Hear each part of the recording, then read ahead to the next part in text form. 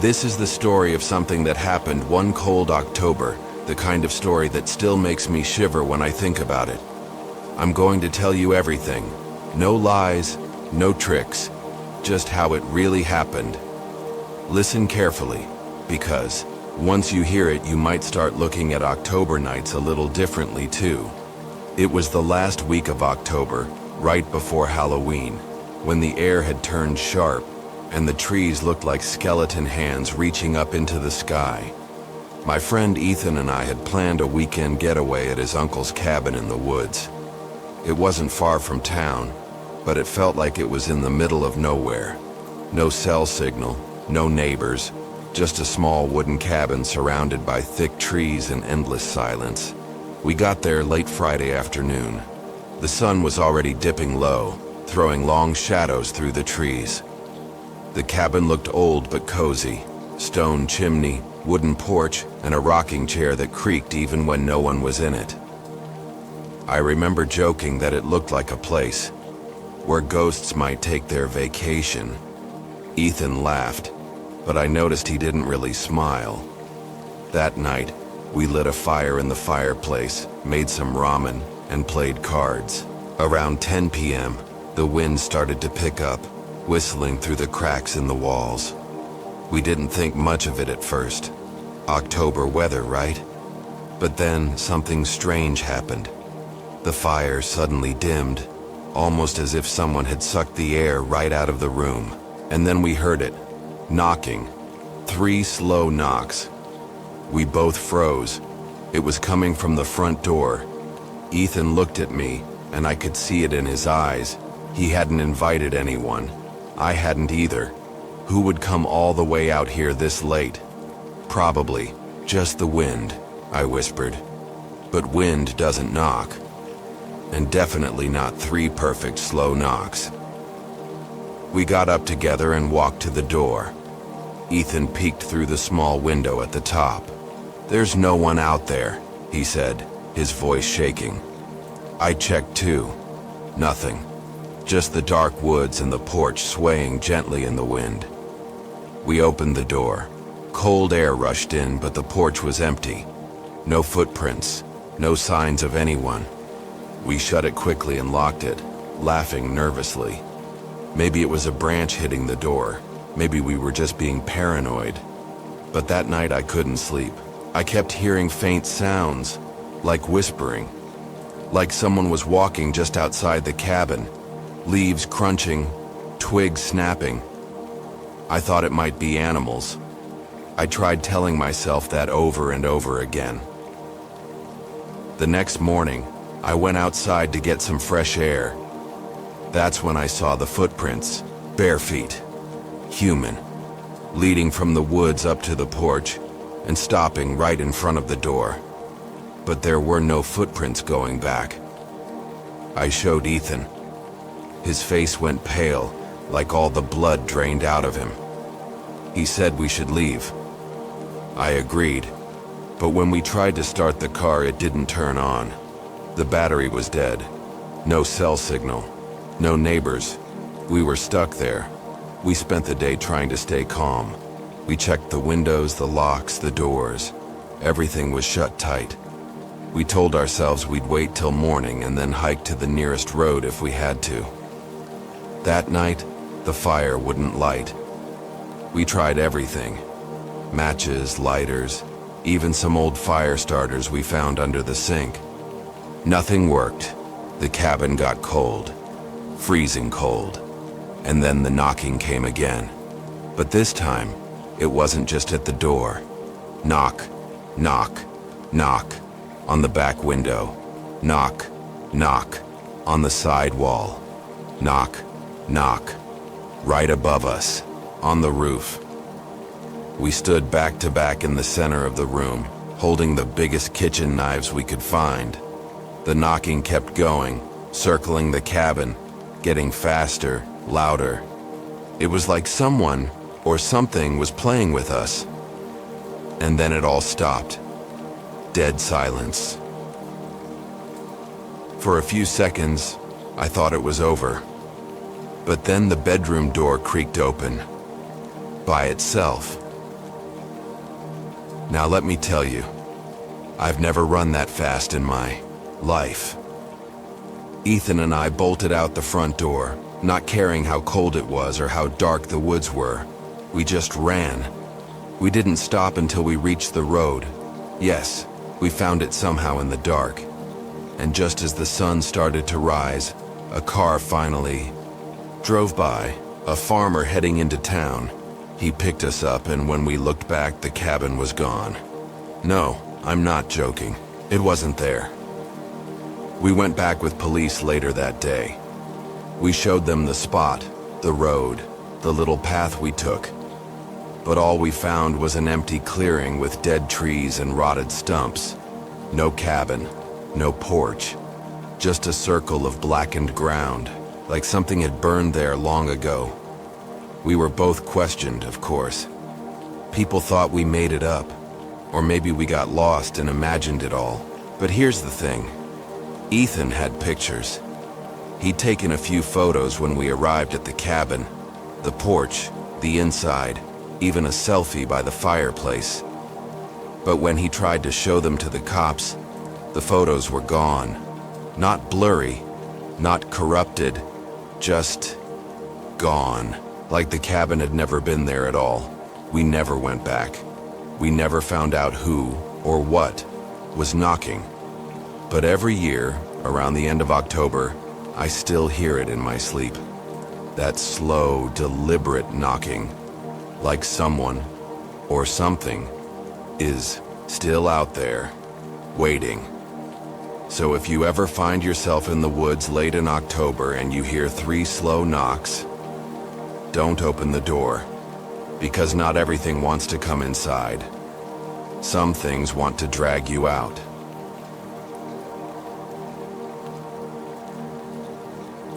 This is the story of a truly disturbing October night I'll never forget. I'm going to tell you exactly how it happened. Nothing added, nothing taken away. So listen closely, because once I start, you'll want to know how it ends. Even if it leaves you afraid to be alone tonight. It all happened in 2017, in a small English town called Marlow. You wouldn't think anything scary ever happens in Marlow. Quiet streets, friendly neighbors, and a forest that everyone calls the Golden Wood because of the way the trees turn orange and gold in autumn. It was the kind of place where people left their doors unlocked and smiled at strangers. But not after what happened to Lily Carter. Lily had just turned 19. She was quiet, loved books, and had a habit of going on long walks alone, especially through the woods behind her house. Her friends used to joke that she'd probably marry a tree one day. She'd just smile and say, "Trees don't talk back." One chilly October afternoon, just a few days before Halloween, Lily decided to go for a walk in Goldenwood. She left around 4 p.m., wearing a big scarf, a knitted sweater, and carrying her little red backpack. She told her mom she'd be back before dark, but she never came back. Her mother called the police by 8 p.m. A search party went out. Dogs, drones, local volunteers. They found her footprints along the usual trail, but halfway through the woods, the trail just stopped. No signs of struggle, no blood, nothing. Just an eerie silence in the trees and one strange thing. Her red backpack sitting neatly against a tree, zipped up like she had gently placed it there. The whole town went into panic mode. Everyone had theories. Maybe she ran away. Maybe she fell in the river. Maybe she'd been taken. But there were no signs, no clues. Then came Halloween night. A boy named Tom Miller, who lived near the edge of the woods, was walking his dog just after midnight. The moon was full, and the wind made the branches creak like old bones. As he passed the trailhead where Lily had gone missing, his dog froze, growled, wouldn't move. Tom looked into the woods and swore he saw someone standing there. A girl, pale, barefoot, wearing a sweater that looked just like Lily's. She didn't move. Didn't wave, just stood there, half hidden by the trees. When he blinked, she was gone. The police searched again. Nothing, but more people started seeing her. A shadow in the trees, a flash of red, a soft voice whispering names. It was like Lily had become part of the woods. And then, something happened that made me believe every word of it. I was friends with Lily's younger brother, Jack. We weren't close, but after she disappeared, I spent more time with him. Tried to help him feel less alone. One evening, he told me he'd been hearing things at night. Soft footsteps on the stairs, someone whispering in his room while he pretended to sleep. At first, I thought he was just grieving. But one night, I agreed to stay over at his place. It was a typical October night. Cold, windy, leaves rustling outside. We stayed up playing video games until almost 1 a.m. Then we went to bed in sleeping bags on the floor of his room. At exactly 3:12 a.m., I woke up. Not because of a sound, but because it was suddenly freezing. And the room smelled like wet dirt and old leaves. I sat up and looked around. That's when I saw her, Lily. She was standing in the corner of the room. Her eyes were wide, empty. Her mouth hung slightly open.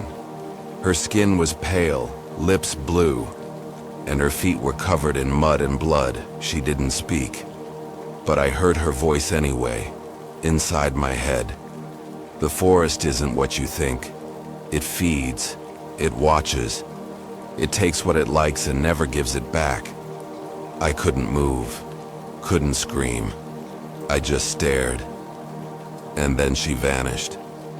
Jack didn't wake up, and I didn't sleep again. The next morning, I packed my things and left. I didn't tell Jack what I saw. He already had enough pain. But I did something else. I went to Goldenwood myself. I walked the same path Lily had walked. I wore a red hoodie. I carried a backpack. I wanted to know the truth. I needed to know. And I found it. About 20 minutes into the trail, I came to a part where the trees grew thicker, darker. The light barely came through the branches. That's when I heard it. Soft. Giggling, a girl's laugh echoing between the trees. Not sweet, not playful. Wrong. I turned around to leave, but the trail was gone. I swear to you, the path I had been walking was just not there. Just thick trees and darkness in every direction. That's when I saw it. A tree. Old, twisted, black like it had been burned, and nailed to it was something horrible. Photos, dozens of them, of people, faces scratched out, all of them standing in the same place, in front of that exact tree. And in the middle, there was one last photo. Lily, her face untouched. Her eyes were staring straight at me. That's when I heard them.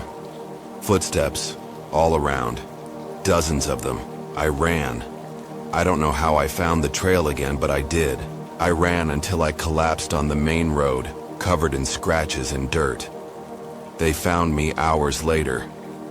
I told them I got lost. I didn't tell them about the tree, or the photos, or Lily's voice. They wouldn't believe me. But you know what I think? I think there's something in those woods, something old, something hungry. It took Lily, maybe others too, and now every October it lets her out, just for a while, to warn people, to pull them in. And if you hear a giggle in the trees, don't follow it, because if you do, you won't come back. You'll become a part of the woods just like Lily.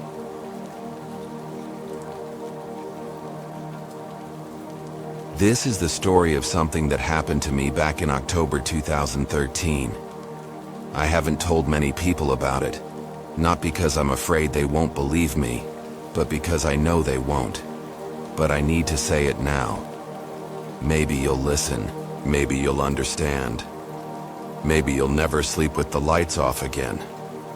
So here it is, my true disturbing October horror story. It started when I moved into a small rental house just outside of Oxford. I'd gotten a new job and needed somewhere cheap. The landlord, a quiet man named Mr. Hadley, gave me a good deal. The house was old, paint peeling, floorboards creaking, and that weird smell old houses always seem to have. Still, it was mine for 6 months, and I was just happy to be on my own. The neighbors didn't talk much. And there was this one house across the road that always had its curtains drawn. I never saw anyone go in or out, just an old gray building with a small attic window that always seemed to be just slightly open. Anyway, it was a quiet life. I'd go to work, come home, cook, and watch TV until I fell asleep. That's how it was for a few weeks. Until one night in mid-October, I was brushing my teeth when I heard it. 3 loud knocks on the front door. Bang, bang, bang.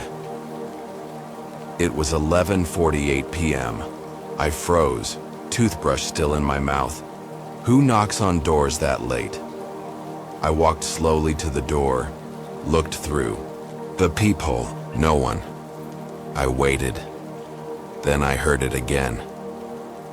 But this time it wasn't coming from the door. It was coming from inside the house, from the attic. Now let me be clear. The attic in that house didn't have a staircase, just one of those square trapdoors in the ceiling with a string to pull it down. I'd never opened it, never even touched it. I backed away, heart racing. It had to be a bird, I told myself. Or maybe a raccoon or something got in. But deep down, I didn't believe that. Still, I did what anyone else would do. I tried to sleep and told myself it was nothing. The next night, it happened again. Same time. Bang, bang, bang. From the attic. I stood under the trapdoor and listened. I swear to you, I heard breathing. Slow, heavy breathing, like something was crouched just on the other side of the wood, waiting. The next morning, I called Mr. Hadley. He sighed when I told him. I was hoping it wouldn't start again. He said quietly, "What do you mean again?" I asked. He paused, then said, "The last 2 tenants left early. Said the house was strange in October." I asked if he was joking. He wasn't. He didn't say more, just told me to burn some sage if I was the spiritual type. That night I didn't sleep, and by October 18th things got worse.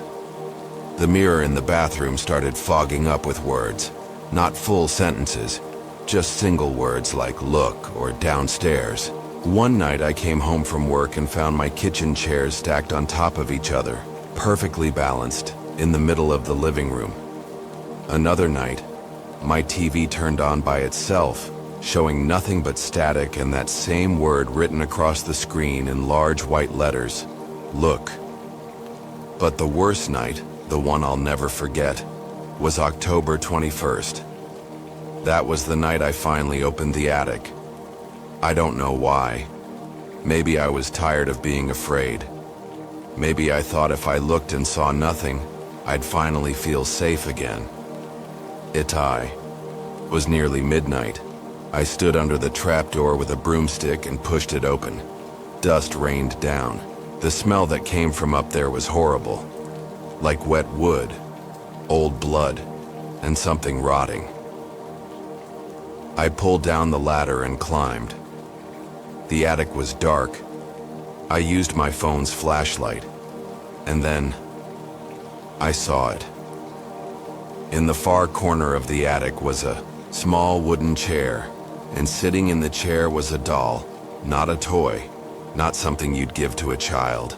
This thing was ancient, hand-carved, eyes painted on with what looked like dried ink, mouth sewn shut with thread.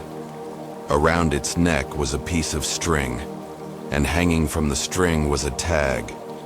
I leaned in to read it. It said, "Do not wake her."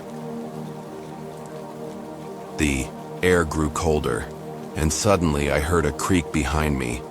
I turned fast, shining my light. There, at the edge of the attic, was a girl. She looked no older than 8. Pale skin, black eyes, long dark hair. She wore a dress that looked like it had been white once but was now dirty and torn. She didn't move, just stared at me, and then her lips moved, though no sound came out. She pointed at the doll. I don't know what came over me, but I grabbed the doll and threw it across the attic. The girl vanished, and then the screaming started. Not from outside, not from the attic, from inside the walls. High-pitched, angry, terrible, like hundreds of voices crying out at once. I ran.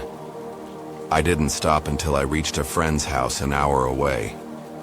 I didn't sleep, I didn't go back to that house. I called Mr. Hadley and told him I was done. I didn't want my deposit. I didn't want an explanation. But a week later, he sent me something in the post. It was a photo, an old black and white picture of a family standing in front of the house. A mother, father, and 2 children. One of them, the little girl, looked exactly like the one I saw in the attic. On the back of the photo, written in faded ink, were the words, "In loving memory of Abigail, may she rest in peace this time." I moved to London, tried to forget, but every year around October I get a letter. No return address, no stamp, just a piece of paper. Every year, it says the same thing, "Do not wake her." And last year, it came with something else. A doll. The same one. Mouth still sewn shut. So now you've heard it. My true disturbing October horror story. Believe me or don't. But if you ever find an attic door creaking open on its own in October, don't look up, and whatever you do, don't wake her.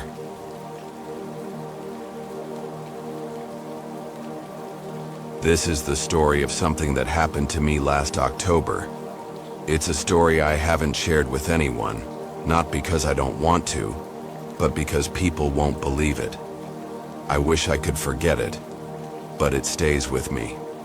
So, I'm going to tell you now. Whether you believe it or not, I hope you listen carefully, because this is one October horror story you'll never forget. I used to live in a quiet little town called Brampton. It's the sort of place where everyone knows everyone, and the streets are lined with old houses that have been around for centuries.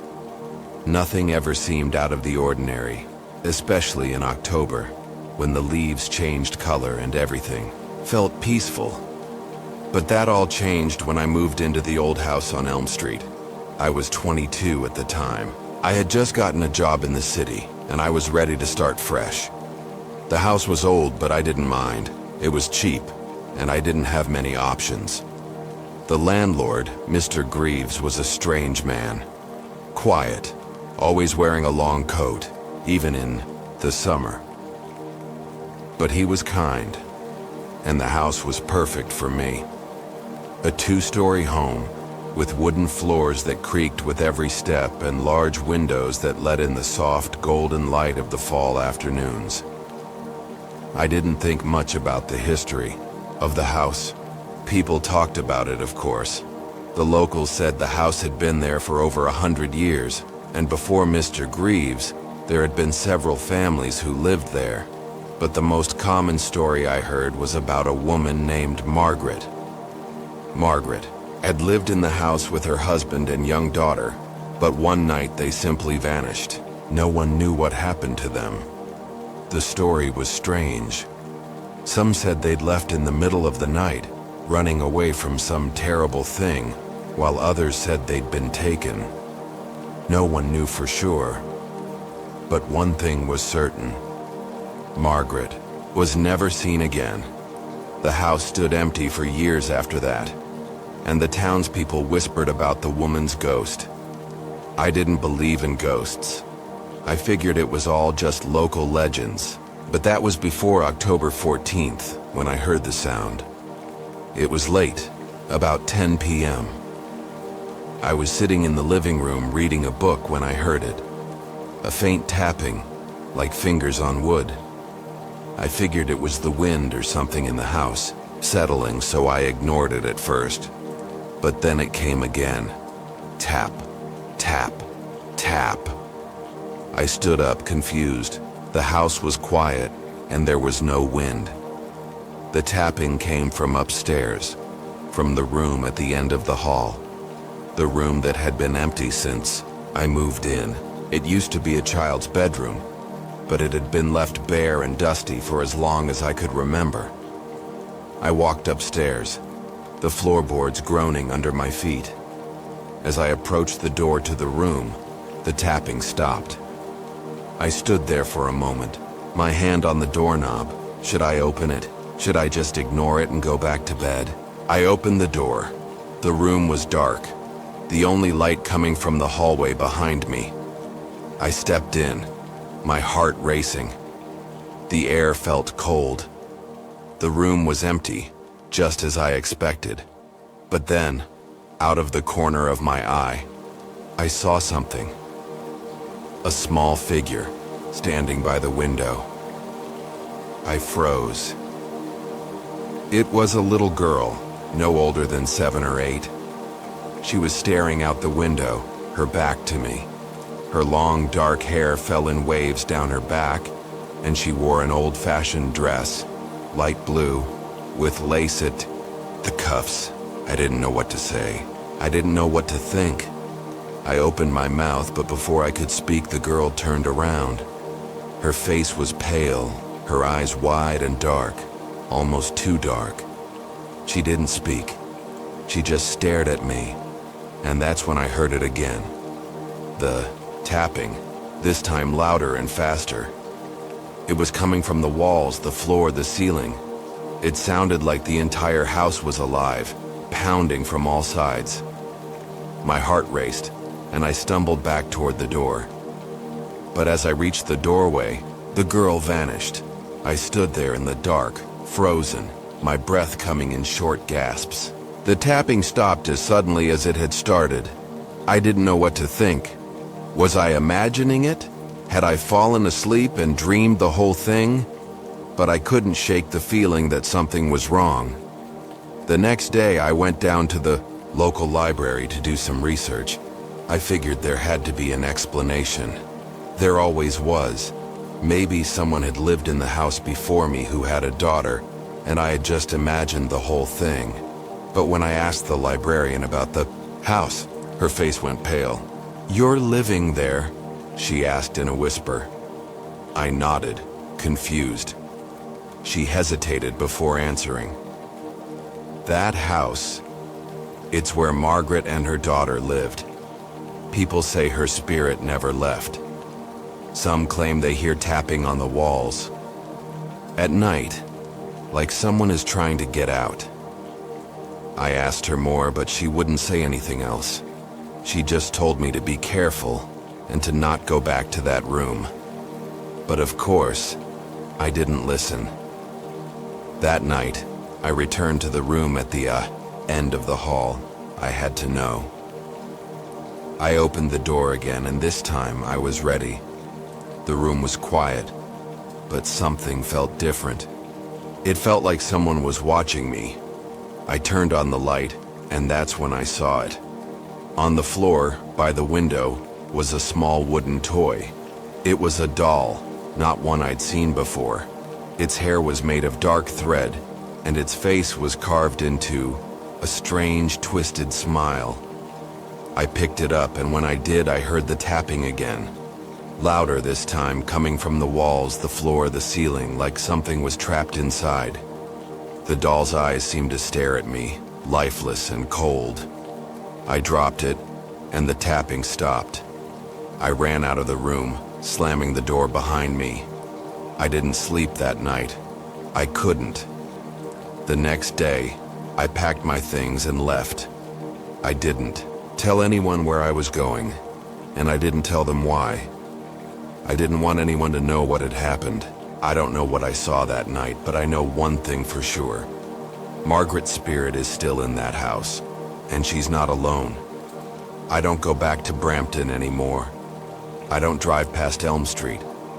But sometimes, late at night, I hear a tapping on my walls, and I wonder if I'll ever escape that house, or if it's just waiting for me to come back.